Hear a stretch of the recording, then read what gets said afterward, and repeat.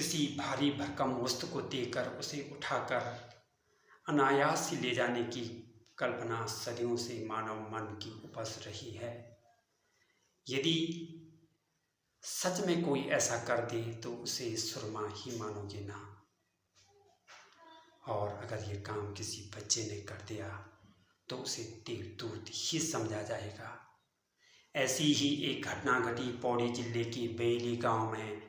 पानी की किल्लत वाले इस गांव में एक दिन बारात थी। सो रात को ही एक बड़ा गीढ़ा गांव के नीचे धारे पे लगाया गया। सुबह उस पानी को गांव तक पहुंचाने का काम आया महिलाओं के हिस्से में। पानी की गागर को सिर पर रखते हुए एक महिला ने यूं ही कह दिया, आज रिखोला होते तो गीढ़ा ही ले जाते और सब छुट्टी। यह बात उस स्वाभिमानी माँ को कुछ अच्छी नहीं लगी। घर आकर उसने अपने बेटे को बोला, अपने पिताजी की कमी खलने मत दे, उस गीढ़े को उठाकर गांव में पहुंचा दे। बच्चे ने ऐसा कर भी दिखाया। ग्रामीण हतप्रभ आश्चर्य भरी निगाहों से उस असाधारण बालक को देखते रहे। और फिर क्या था, उस असाधारण बालक को पालकी में गाजे बाजे के साथ गांव भर में घुमाया गया, ये बताने के लिए कि उनके गांव में वीर फड़ पैदा हुआ है। नमस्कार, यूट्यूब चैनल गढ़वाल का अंचल के साथ आज दापा से रामगंगा घाटी तक गढ़ राज्य का विस्तार करने वाले सूत्रधार लोधी रिखोला के साथ मैं उपस्थित हूँ। गढ़वाली साहित्य की प्रमुख विधा पवाना में लोधी रिखोला को दिल्ली दरवाजा उखाड़ कर लाने का जिक्र मिलता है। डॉक्टर पीताम्बर बरथवाल ने इनके पवानों को संकलित और संपादित करते हुए लिखा है कि लोधी रिखोला दक्षिणी सीमा का सुरक्षा उत्तरदायित्व संभाल रहे थे। दक्षिणी भाग से लुटेरे लूटपाट करके मुगल राज्य में घुस जाते तो लोधी रिखोला ने 9 युवकों की एक सशक्त सेना तैयार की और नजीमाबाद किले को तहस नहस कर दिया। उसका दरवाज़ा उखाड़ करके प्रतीक के तौर पर श्रीनगर ले आए। जिस स्थान पर इस महान योद्धा ने सेना को एकत्रित कर प्रशिक्षित किया उसे आज रिखणी खाल के नाम से जाना जाता है। कुछ दिनों बाद सिरमौर सीमा से लुटेरे उत्पात मचाने लगे और उस समय अक्सर मैदानी क्षेत्रों से तो कभी सिरमौर पंजाब से, कभी दापा तिब्बत से, तो कभी कुमाऊं की तरफ से लुटेरे लूटपाट करते रहते थे। महाराज महिपत शाह ने लोधी रिखोला को श्रीनगर दरबार में हाजिर होने का हुक्म दिया। गांव से विदा होते ही रिखोला की बाईं भुजा फड़कने लगी। अपशकुन की आशंका से वे रात भर बट्टा की पुंगड़ी में रहे और सुबह जब वो वापस गए तो वीर पयस्विनी माँ ने उन्हें खूब डांटा। कहते हैं कि अपने दूध की धार से गर्म तवे को भेद कर उस माँ ने अपने दूध की लाश रखने की हिदायत दी। आत्मसम्मान से परिपूर्ण रिखोला आखिर श्रीनगर दरबार पहुंच ही गए। यहाँ सिरमौर और गढ़वाल के रिश्तों की कड़वाहट का जिक्र करना आवश्यक है।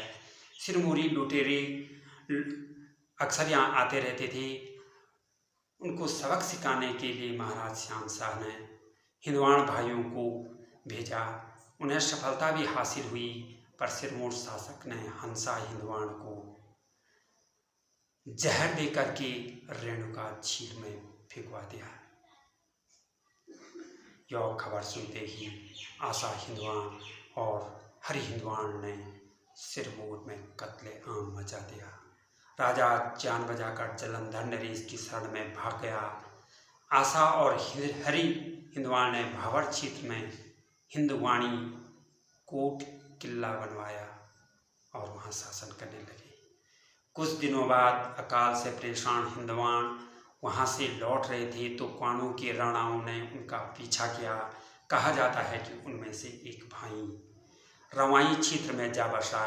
बाद के दिनों में मुगलों से लोहा लेने वाला भड़ नंदराम हिंदवान का ही पुत्र माना जाता है और आज भी हेमदान उसी के वंशज माने जाते हैं।